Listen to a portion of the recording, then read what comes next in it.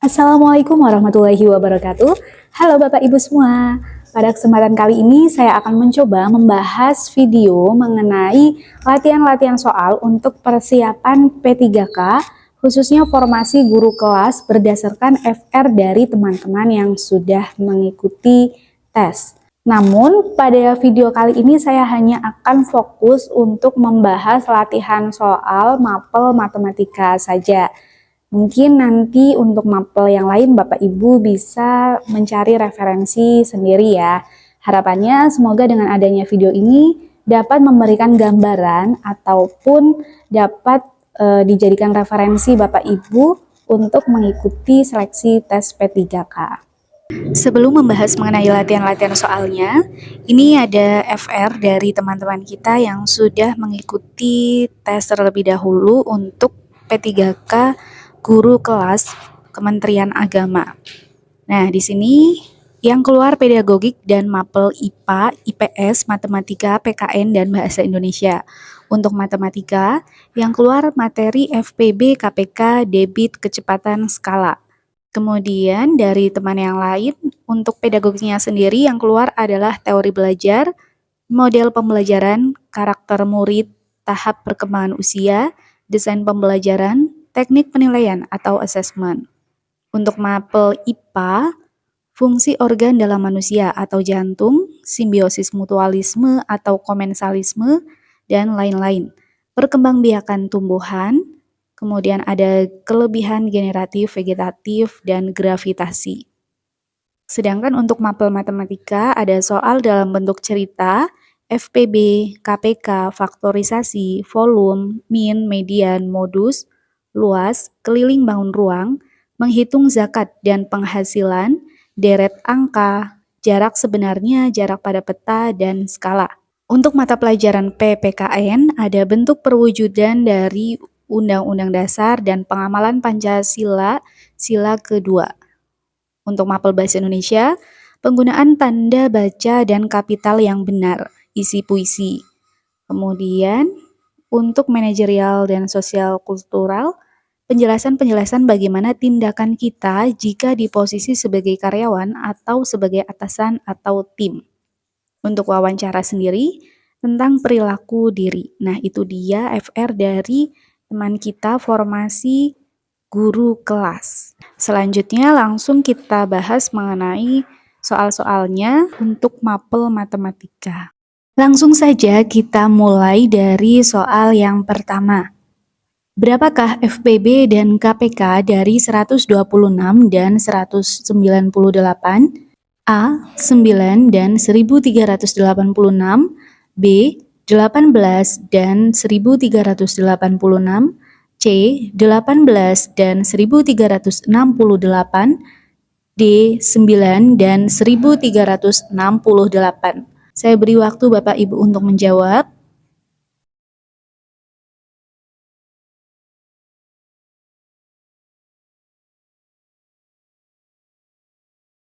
Jika waktu yang saya berikan kurang, silahkan Bapak Ibu bisa klik pause terlebih dahulu. Jawabannya kita akan bahas terlebih dahulu ya.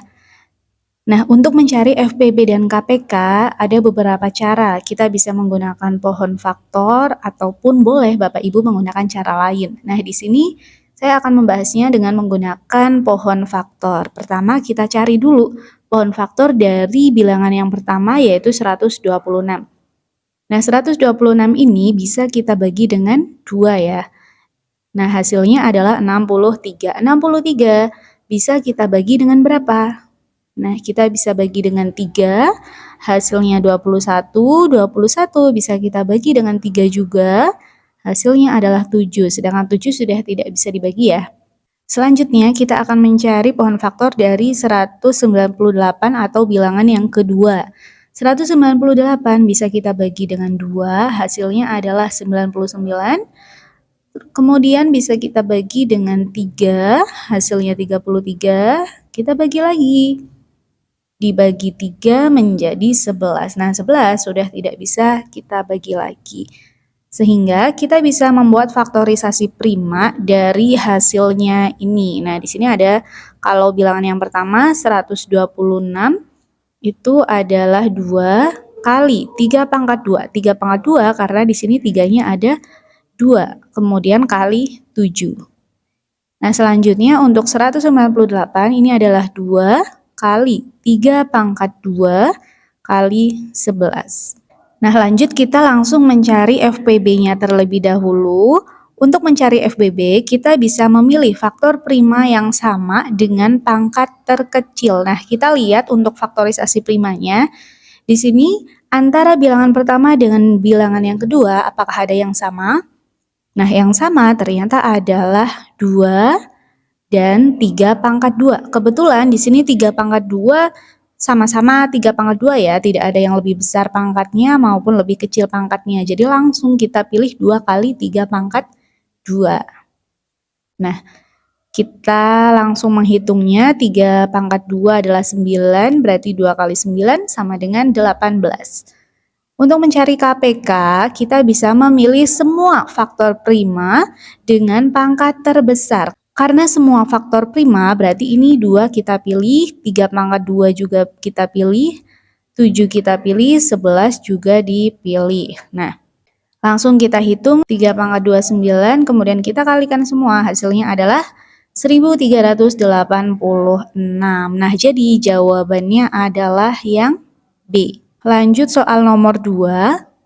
Perhatikan denah rumah berikut. Jika skala denah rumah adalah 1:200, maka luas bangunan rumah sebenarnya adalah titik-titik-titik.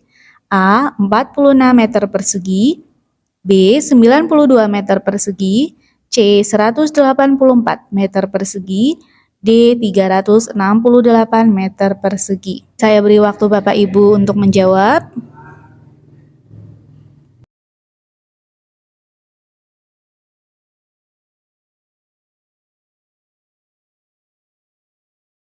Jika waktu yang saya berikan kurang, silakan Bapak Ibu bisa tekan pause terlebih dahulu.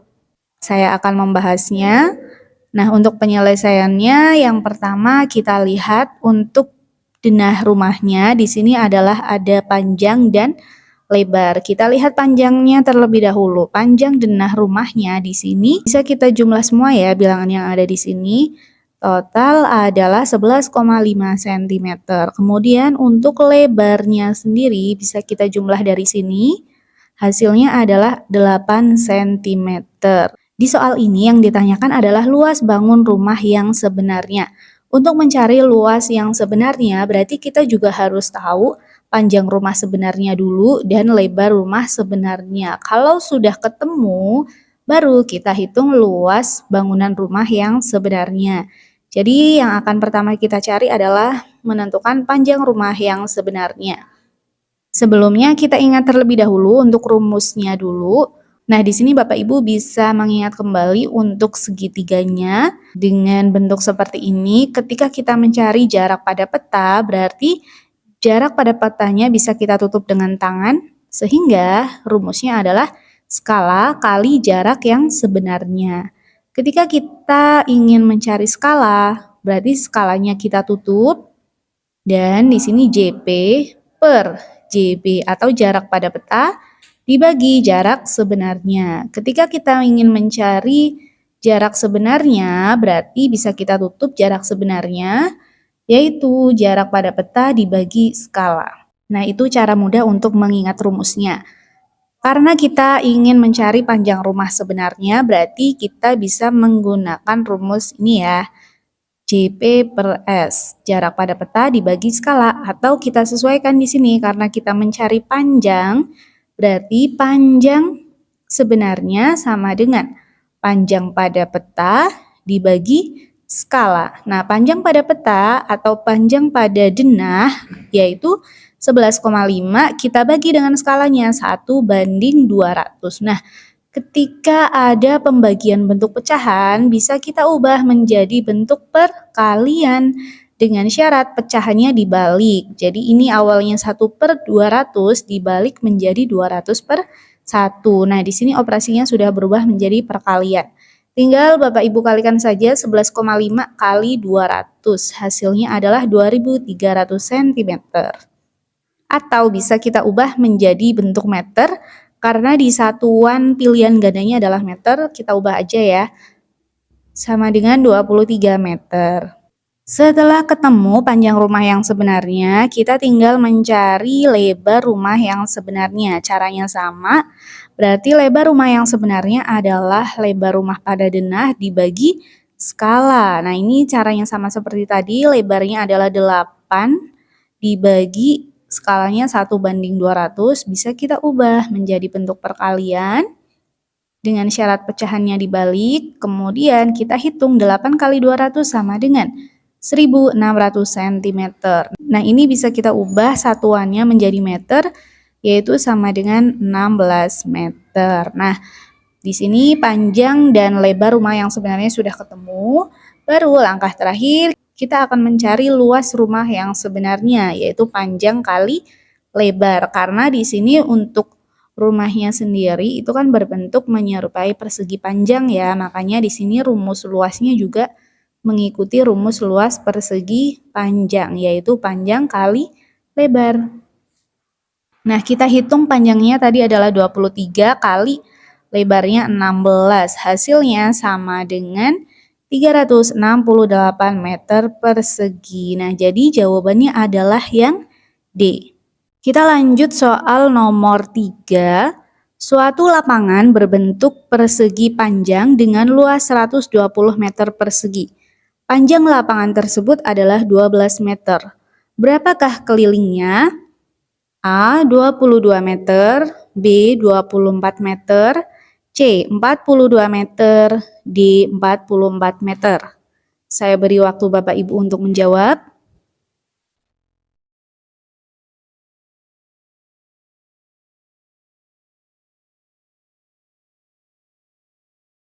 Apabila waktu yang saya berikan kurang, silahkan Bapak Ibu bisa tekan tombol pause terlebih dahulu. Nah, saya akan mencoba menjawabnya.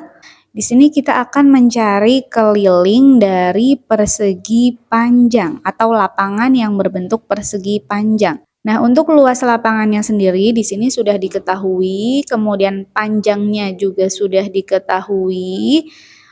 Sedangkan untuk mencari keliling itu kita membutuhkan lebarnya juga kan. Jadi kita harus mencari lebar dari lapangan terlebih dahulu dengan menggunakan apa yang sudah diketahui, yaitu luas. Nah, luas persegi panjang sendiri rumusnya adalah panjang kali lebar. Nah, dari sini kita bisa memasukkan bilangan yang sudah diketahui.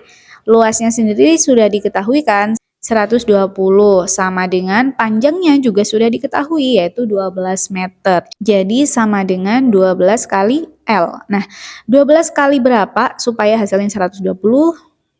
Itu ketemu L-nya, atau kita bisa menggunakan konsep pindah ruas. Jadi di sini 12-nya bisa kita pindah ruas karena ini perkalian, dipindah menjadi pembagian. Jadi 120 dibagi 12 sama dengan L. Nah, 120 dibagi 12 adalah 10. Jadi lebar dari lapangannya adalah 10 meter.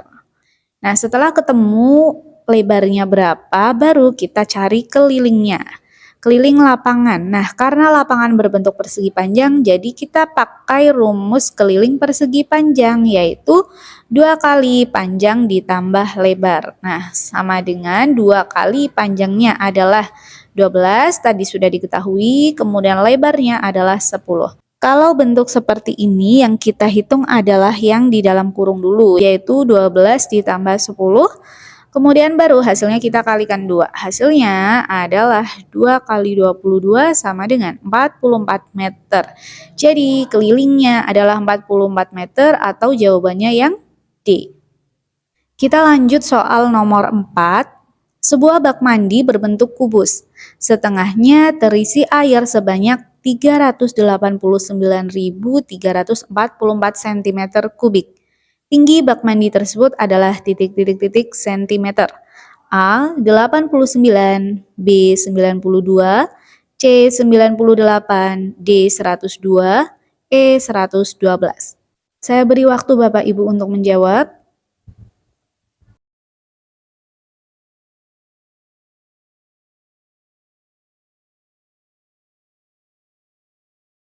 Apabila waktu yang saya berikan kurang, silakan Bapak Ibu bisa klik pause terlebih dahulu. Nah, saya akan langsung membahasnya. Karena di sini yang sudah diketahui adalah bak mandi berbentuk kubus, sedangkan setengahnya itu berisi volume 389.344 cm kubik. Pertanyaannya, kita disuruh mencari tinggi bak mandi tersebut. Jadi, kita harus tahu dulu volume total bak mandi keseluruhan. Atau kalau airnya full itu volumenya berapa? Nah, di sini kalau airnya terisi setengah itu volumenya segini. Nah, jadi volume bak mandi ketika airnya full itu dua kalinya yaitu 778.688 cm kubik. Nah, dari yang sudah kita cari ini, dari volume bak mandi keseluruhan ini, baru kita bisa mencari tinggi bak mandinya. Tinggi bak mandi itu kan sama saja dengan rusuk kubus ya, sedangkan untuk rumus volume kubus sendiri adalah sisi kali sisi kali sisi, atau sebenarnya adalah rusuk kali rusuk kali rusuk. Karena volumenya sudah diketahui dan kita mau mencari rusuknya atau tinggi bak mandinya, berarti kita tulis dulu 778.688 sama dengan sisi pangkat 3. Sehingga karena ini pangkat 3, kita cari berapa bilangan yang jika dipangkatkan 3 hasilnya 778.688. Nah, ini bisa kita cari menggunakan akar pangkat 3. Nah, ada cara untuk mencari ketika akar pangkat 3 dari suatu bilangan. Yang pertama, tutuplah 3 angka dari belakang. Maka yang tersisa yaitu bilangan yang paling depan, yaitu 778. Nah, hasil akar 3 dari 778 yang paling mendekati adalah 9. Karena 9 kali 9 kali 9 sama dengan 729. Sedangkan ketika 10 kali 10 kali 10 itu adalah 1000, itu jelas melebihi 778. Jadi yang paling mendekati adalah 9. Sehingga untuk jawabannya nilai puluhannya adalah 9. Kemudian langkah kedua, bilangan satuan dari 778.688 adalah 8. Akar bilangan kubik satuannya adalah 2 karena 2 kali 2 kali 2 sama dengan 8. Atau sebenarnya di sini kita cari akar pangkat 3 yang paling mendekati dari 8 ini. Nah, ternyata hasilnya adalah 2. 2 kali 2 kali 2 itu pas banget 8. Jadi jawabannya bisa kita tulis 2. Tadi kan sudah ada 9 puluhannya. Nah, ini 2 sebagai satuan. Jadi hasilnya adalah 92. Sehingga jawabannya adalah yang B. Kita lanjut soal nomor 5. Sebuah bak mandi diisi air mulai pukul 7.20 sampai dengan pukul 7.50 dengan debit air 10 liter per menit. Berapa liter volume air dalam bak mandi tersebut? A. 3.000 liter, B. 300 liter, C. 30 liter, D. 30.000 liter. Saya beri Bapak Ibu waktu untuk menjawab.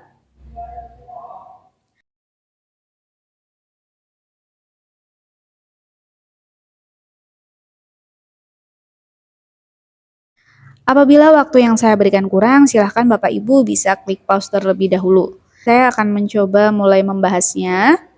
Nah, kita bisa ingat kembali dulu untuk rumus dalam menghitung debit, volume, ataupun waktu. Ini juga bisa menggunakan segitiga.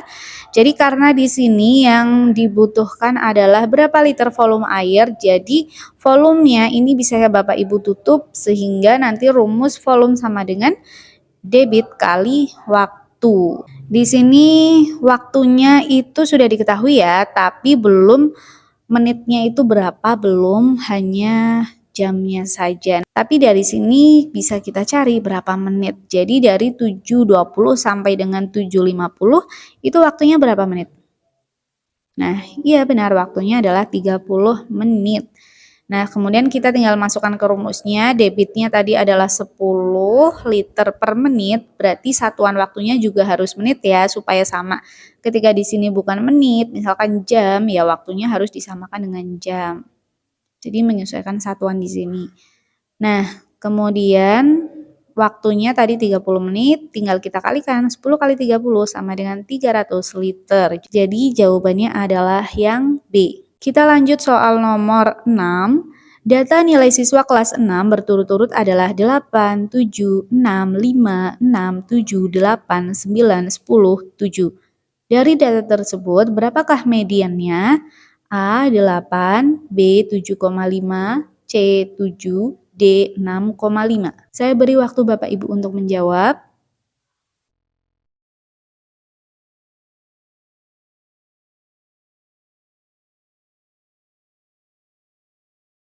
Apabila waktu yang saya berikan kurang, silahkan Bapak Ibu bisa klik pause terlebih dahulu. Kemudian saya akan langsung mencoba membahas penyelesaiannya, karena di sini yang ditanyakan adalah median. Jadi kita harus mengurutkan terlebih dahulu data yang sudah ada ini dari bilangan terkecil menuju bilangan yang terbesar. Nah, setelah kita urutkan, hasilnya adalah ini sudah kita urutkan ya. Kemudian untuk median sendiri itu istilah lainnya adalah nilai tengah. Jadi kita cari bilangan yang posisinya berada pada di tengah-tengah. Karena kebetulan di sini jumlah bilangannya adalah genap, jadi kita bisa mencari dua bilangan yang posisinya paling berada di tengah. Berarti yang mana?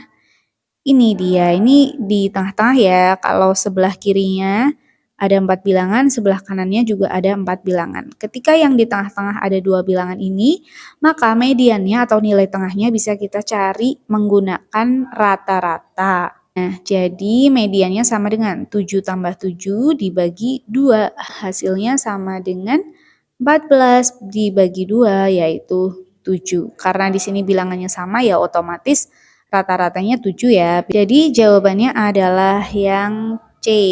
Kita lanjut soal nomor 7. Banyak siswa kelas 6 Sukasarana adalah 20 orang. Setelah didata, ada 5 orang berangkat ke sekolah dengan berjalan kaki. 4 orang naik sepeda, 3 orang naik becak, 2 orang diantar orang tuanya, dan sisanya naik angkutan kota. Modus cara berangkat ke sekolah siswa kelas 6 SD Sukasarna adalah titik-titik-titik. A. Naik angkutan kota. B. Berjalan kaki. C. Diantar orang tua. D. Naik becak. Saya beri waktu Bapak Ibu untuk menjawab.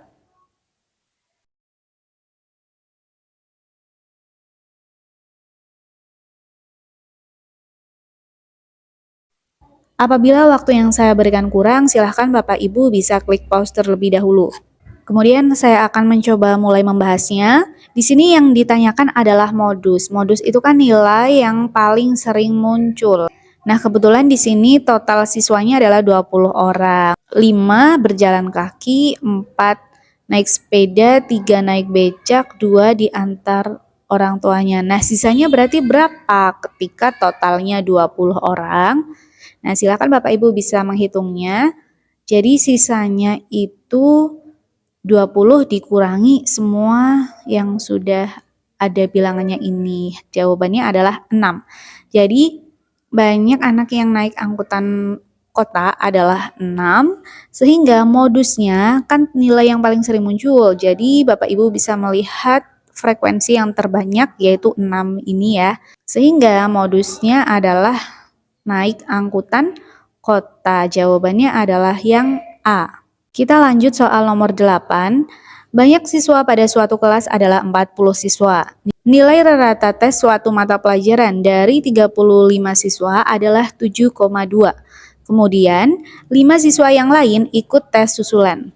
Jika nilai rata tes seluruh siswa sekarang menjadi 7,15, maka nilai rata dari 5 siswa yang ikut tes susulan adalah titik-titik-titik.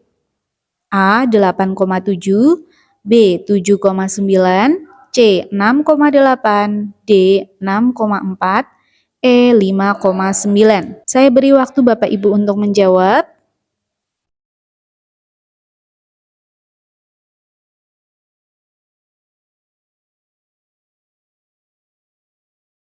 Apabila waktu yang saya berikan kurang, silahkan Bapak Ibu bisa klik pause terlebih dahulu. Kemudian saya akan langsung mulai membahasnya. Nah, di sini kita analisis dulu yang sudah diketahui kan tadi banyak siswa suatu kelas adalah 40 siswa. Jadi ini N total ya, banyak siswa suatu kelas. Kemudian nilai rata-rata mata pelajaran dari 35 siswa. Jadi ini ada kelompok siswa yang sudah ulangan terlebih dahulu gitu ya. Yang sudah tes terlebih dahulu 35. Kita anggap simbolnya sebagai N1 35 orang ya. Nah, rata-ratanya di sini 7,2. Nah, berarti bisa kita simbolkan X bar 1 ini adalah rata-rata milik siswa yang berjumlah 35.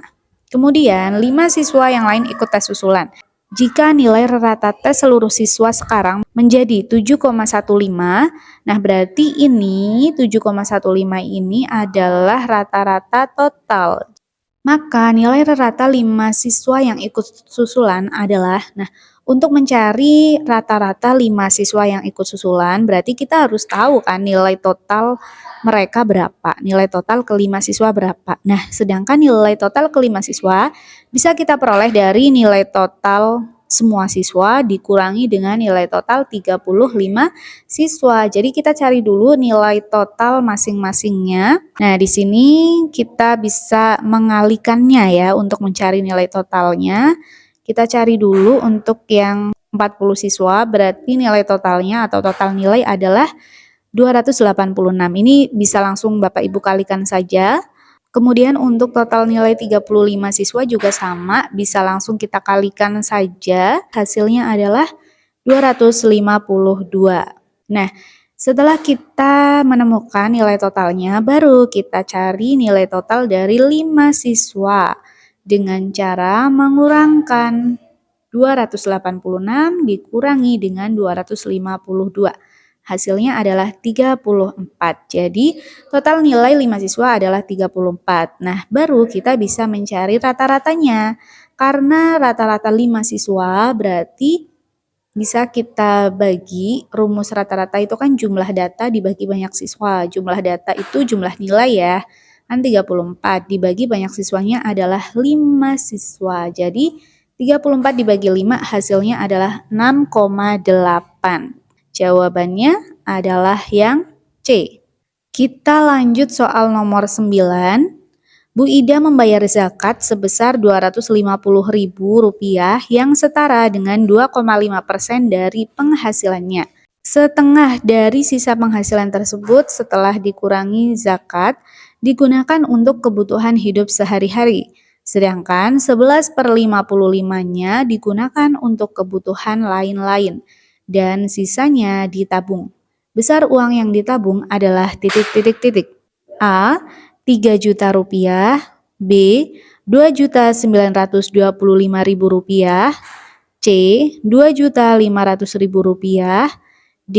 2 juta rupiah, E. 1.975.000 rupiah. Saya beri waktu Bapak Ibu untuk menjawab.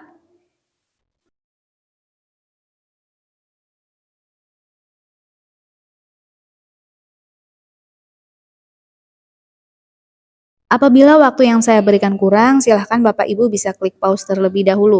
Kemudian saya akan mencoba untuk menjawabnya. Nah, jadi di sini tadi sudah diketahui bahwa Bu Ida membayar zakat 250.000. Nah, zakat ini berasal dari 2,5% dari penghasilannya. Jadi 2,5% penghasilannya itu sama dengan 250.000. Nah, ini dari sini kita bisa mencari berapa sih penghasilan dari Bu Ida. Nah, 2,5% itu kan bisa kita tulis 2,5 per 100 dikali penghasilannya kan, yaitu 250.000. Nah, dari sini kita bisa mencari penghasilannya dengan cara memindah ruaskan ini. Untuk 100 sendiri, 100 ini kan pembagian. Pembagian kalau mau dipindah ruas menjadi perkalian. Jadi nanti ditaruh di atas. Kemudian 2,5 kan perkalian. 2,5 kali penghasilan. Nah, berarti ini perkalian pindah ruas menjadi pembagian. Jadi ketika mau pindah ruas pecahan, nanti kita balik ya. Kali 100 per 2,5. Kemudian kita bisa menghitungnya dengan cara mengalihkannya, atau kita bisa menyederhanakan dulu antara 25 dibagi 2,5. Nah, hasilnya adalah 10. Jadi kita bisa langsung menghitung nolnya aja. Ini ada 4, tambah 1, 5, tambah 2, 7. Jadi nolnya ada 7, ketemunya adalah 10 juta rupiah. Jadi penghasilan Bu Ida sebesar 10 juta rupiah. Kemudian dari kalimat kedua, kita lihat di sini setengah dari sisa penghasilan tersebut setelah dikurangi zakat digunakan untuk kebutuhan hidup sehari-hari. Berarti setelah dikurangi zakat, ini kan 10 juta, zakatnya 250.000. Nah, hasilnya berapa? Itu sisa penghasilan setelah membayar zakat, yaitu 9.750.000. Kalau sudah ketemu, tadi kan setengah dari sisa ini untuk kebutuhan sehari-hari. Berarti kita bisa mencarinya. Untuk kebutuhan hidup sehari-hari, setengah dari 9.750.000. Hasilnya adalah 4.875.000. Kemudian tadi sedangkan 11/55-nya digunakan untuk kebutuhan lain-lain. Berarti kebutuhan lain bisa kita cari 11/55 kali sisa penghasilan tadi. Ya. Sama dengan ketemunya, ini 11/55 bisa kita sederhanakan, masing-masing dibagi 11, ketemunya adalah 1/5. Nah, 1/5 bisa kita kalikan, hasilnya adalah 1.950.000. Nah, ini sudah ketemu ya. Kemudian di sini adalah sisa uangnya adalah ditabung. Besar uang yang ditabung adalah, jadi uang yang ditabung bisa kita cari, ini kan tadi penghasilan total 10 juta, untuk zakat 250.000, untuk hidup 4.875.000, kemudian untuk kebutuhan lain 1.950.000. Nah, sisanya baru ditabung. Jadi kita bisa mengurangkannya dan hasilnya ketemu Rp2.925.000. Jadi jawabannya adalah yang B. Kita lanjut soal terakhir, soal nomor 10. Berapa banyak batang yang dibutuhkan untuk membuat susunan batang yang ke-20 dari pola berikut? A. 64, B. 53, C. 41, D. 38, E. 24. Saya beri waktu Bapak Ibu untuk menjawab.